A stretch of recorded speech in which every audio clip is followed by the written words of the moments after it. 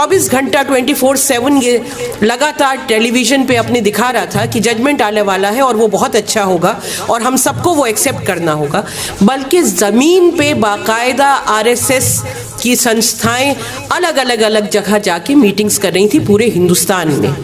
जिसे कहते हैं कि ज़मीन को हमवार कर रही थी कि कहीं किसी किस्म का प्रोटेस्ट खड़ा ना हो, कहीं कोई सवाल ना करे, कोई डिसेंट ना हो, सब लोग ये कहें कि वाह वाह कमाल कर दिया सुप्रीम कोर्ट ने। और इसी तरह से 2010 में इलाहाबाद हाई कोर्ट के जजमेंट के बाद भी हुआ था। उस वक्त भी इसी तरह से आरएसएस पूरी तरह एक्टिव था and the so called Muslim leadership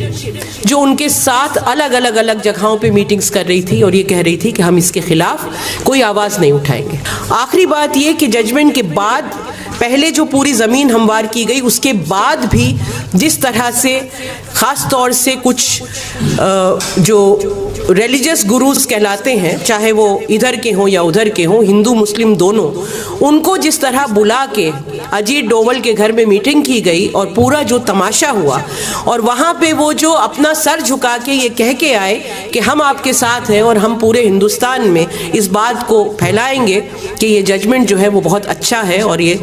हमारे देश की शांति और सौहार्द के लिए बहुत अच्छा जजमेंट आया और हम इसको फॉलो करेंगे और इसके खिलाफ आवाज़ नहीं उठाएंगे। ये बहुत ज़रूरी है कि कम्युनिटीज़ ये सोचें कि हमने अपने हमारे जो अच्छाई या बुराई जो भी कम्युनिटी जिसके साथ भी आगे चलती है या हमारे जो हित में जो भी किया जाता है उसकी बागडोर किन लोगों को दे रखी है।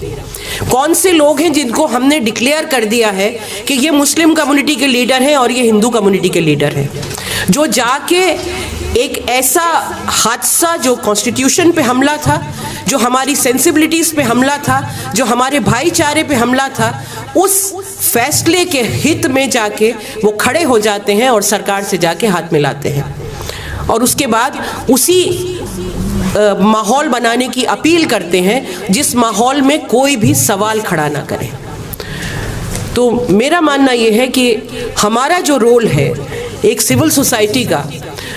एक्टिविस्ट का, जर्नलिस्ट का, जो जर्नलिस्ट सरकार को बिके हुए नहीं हैं, जो अभी भी अपनी आवाज़ें बुलंद किए हुए हैं कि जो भी गलत हो रहा है इस मुल्क में उस पर लगातार हम आवाज़ें उठाते रहें, चाहे कितना ही इनकन्वीनियंट क्यों ना हो, चाहे कितना ही माहौल में डर ना हो, क्योंकि माहौल ऐसा ही बना दिया जाता है कि अगर आपने आवाज़ उठाई, अगर आपने क्वेश्चन किया तो आपको एक कटघरे में खड़ा कर दिया जाएगा। तो कटघरे में भला ही कितने खड़ा किया जाए, हमको ये आवाज़ें लगातार उठाते रहना है, ये कहते रहना है कि ना हमको अयोध्या जजमेंट मंजूर है, ना हमको कैब मंजूर है, ना हमको एनआरसी मंजूर है। आवाज़ें कितनी ही कम हो जाएं, कितनी ही सीमित हो जाएं, लेकिन आवाज़ें बुलंद रहनी चाहिए। ये याद रखना बहुत ज़रूरी है कि जिस तरह हमें ये लगता है कि वो लोग हम पे हावी होते जा रहे हैं, there are times when we feel absolutely and very intimidated. Don't forget they are afraid of our voices as we are of theirs. और इसलिए ये बहुत ज़रूरी है कि हमारी आवाज़ें बुलंद रहें। वो भी उतना ही डरते हैं इन आवाज़ों से, इन बेखौफ आवाज़ों से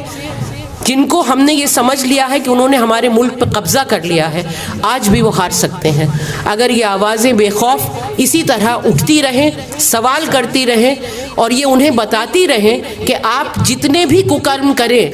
हम उनको पलटना जानते हैं। सवाल ये है कि अगर इस जजमेंट में जो जजमेंट आया उसका अगर ये उल्टा होता तो क्या ये शांति की अपील हो रही होती इस देश में?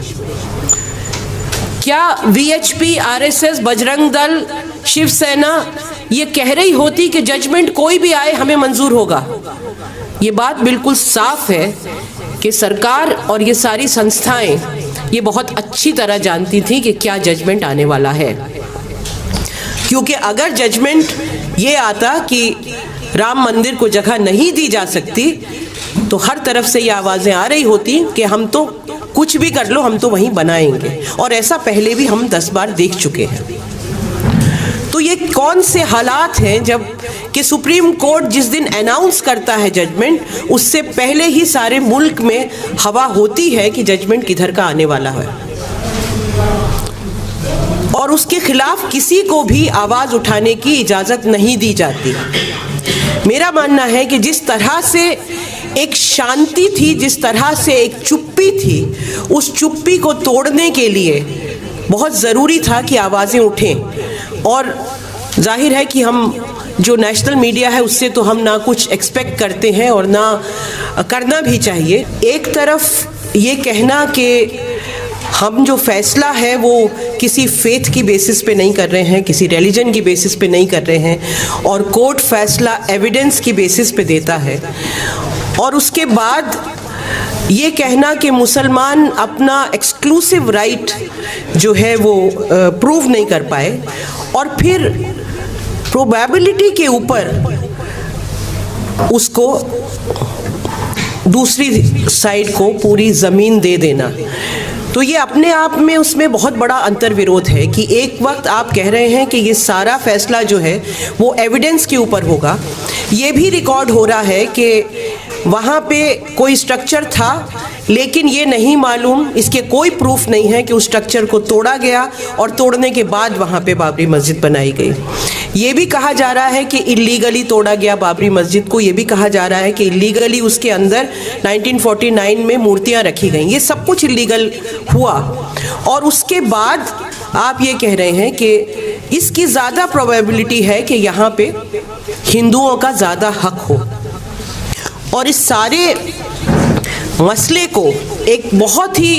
कॉन्स्टिट्यूशन को अगर हम देखें तो तोड़ मरोड़ के उसको एक ऐसा जजमेंट सामने आ जाता है जो एक तरफा बिल्कुल देखने में ही लगता है। और वो एक तरफा जजमेंट सिर्फ जजमेंट तक ख़त्म नहीं हो जाता, उसके बाद सुप्रीम कोर्ट ये कहता है कि इंडियन स्टेट, जिसको हम एक अभी तक सेकुलर स्टेट मानते थे, कम से कम प्रिंसिपल में मानते थे, इंडियन स्टेट एक ट्रस्ट बनाए और वो ट्रस्ट फिर मंदिर का निर्माण करे। अगर ट्रस्ट ही बनना था तो ट्रस्ट के जिम्मे मंदिर और मस्जिद दोनों का निर्माण होना चाहिए था, अगर ये स्टेट का काम है। तो एक के बाद एक के बाद एक के बाद इसमें बहुत सारी चीज़ें ऐसी हैं जो बहुत ही ख़तरनाक हैं हमारे मुल्क के लिए, हमारे कॉन्स्टिट्यूशन के लिए, हमारी सेंसिबिलिटीज़ के लिए। और मैं ये कहना चाहूँगी बहुत साफ लफ्ज़ों में कि ये judgement as an activist, as a citizen of this country, as a person who is of Muslim descent but an atheist, मुझे ये जजमेंट बिल्कुल मंजूर नहीं है। और हर्ष इसके बारे में बात करेंगे कि बहुत सारे सिविल सोसाइटी के एक्टिविस्ट हैं जो रिव्यू पिटीशन में जाने वाले हैं। Thank you.